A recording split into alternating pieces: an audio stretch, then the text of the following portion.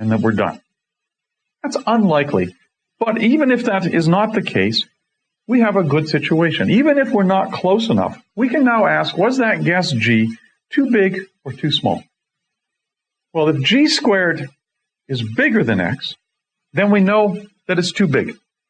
Right? We know that the square root has to lie somewhere between 0 and G. And that says we can now instantly just focus on this portion.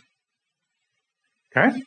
Doing that, we can again take the midpoint of that. Let's call it another version of G, a new G. And again, we can say, is that close enough? If not, is it too big or too small? For example, in this case, let's assume that G squared is less than X. That says G is too small. And what does that say? It says we know that the actual value has to lie somewhere between my new G and the previous G that I guessed. And again, we can pick the midpoint and guess again. If this works, and it does, this is really cool because it says at each stage of this bisection search, I'm cutting in half the size of the range of values I have to look at. We're bisecting it, which is why it's called that. At each stage, we reduce the range of values that we have to search by half.